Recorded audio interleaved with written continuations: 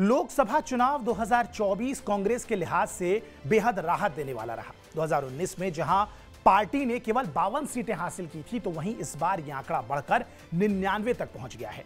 MP, Chhattisgarh, Himachal, Gujarat, Uttarakhand और दिल्ली को छोड़ दिया जाए तो बाकी राज्यों में कांग्रेस का प्रदर्शन काफी शानदार रहा है। लेकिन इन सब में खास रहा गुजरात। बीजेपी यहां बीते 2 बार से 26 की 26 सीटें जीत रही है, लेकिन इस बार जीत की हैट्रिक लगाने से वो चूक गई और इसकी वजह रहा बनासकाठा। कांग्रेस की गेनीबेन ठाकुर ने बनासकाठा सीट जीतकर जहां एक तरफ गुजरात में कांग्रेस का खाता खोला, तो वहीं दूसरी ओर बीजेपी को तीसरी बार क्लीन स्वीप करने से भी रोक दिया है, और वो भी तब जब चुनाव लड़ने के लिए पार्टी ने आर्थिक मदद देने में हाथ खड़े कर दिए। गेनीबेन ने जनता से मदद के तौर पर 111 रुपए की धनराशि मांगी। हजारों लोगों ने गेनीबेन की मदद की, जिसकी बदौलत उन्होंने चुनाव लड़ा और जीत भी लिया। गेनीबेन की जीत कांग्रेस के लिए कई मायनों में बेहद अहम मानी जा रही है, क्योंकि 2014 के बाद गुजरात में कांग्रेस को एक सीट तक नसीब नहीं हुई थी। 4 जून को जब नतीजे खुलने लगे तो शुरुआत में रेखाबेन बढ़त बनाए हुए थी और उसके बाद गेनीबेन वापसी करती हैं। इसके बाद उतार चढ़ाव का खेल चलता रहता है और आखिर में गेनीबेन ने जीत दर्ज कर कांग्रेस का 10 साल का सूखा गुजरात में खत्म कर दिया। बनासकाठा कांग्रेस की परंपरागत सीट मानी जाती है। कांग्रेस ने इस सीट पर 10 बार जीत हासिल की है। बात करें गेनीबेन की तो उनका पूरा नाम गेनीबेन नागाजी ठाकुर है। गेनीबेन 10वीं कक्षा से पहले तालुका पंचायत अध्यक्ष बन गई थी। हालांकि उन्होंने ग्रेजुएशन पूरी की है। साल 2012 में गेनीबेन कांग्रेस के टिकट पर वाव विधानसभा सीट पर चुनाव लड़ती हैं, लेकिन हार जाती हैं। 2017 में एक बार फिर से वो किस्मत आजमाती हैं। इस बार जनता उन्हें निराश नहीं करती है। बीजेपी के शंकर चौधरी को 6655 वोटों से हराकर गेनीबेन पहली बार विधायक बनती हैं। 2022 में एक बार फिर जनता उन पर भरोसा जताती है। इस तरह वो लगातार 2 बार विधायक बनती हैं।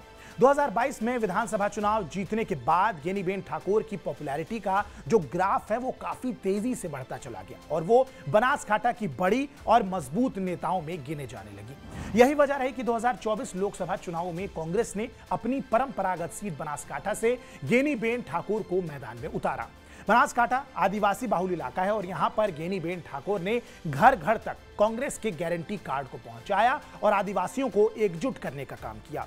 गेनीबेन ठाकुर की रैलियों में बड़ी संख्या में भीड़ आने लगी। इसे देखकर कांग्रेस भी उत्साहित हो गई और कांग्रेस महासचिव प्रियंका गांधी ने इस सीट पर अपनी पूरी ताकत झोंक दी। इसका असर यह हुआ कि गेनीबेन ठाकुर चुनाव जीत गई। गेनीबेन को कुल 6,71,883 वोट्स मिले, जबकि रेखाबेन को 6,41,477 वोट हासिल हुए हैं।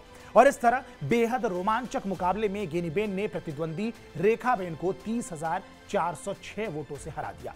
इस तरह गुजरात में कांग्रेस का प्रतिनिधित्व करने वाली गेनीबेन इकलौती सांसद भी बन चुकी हैं।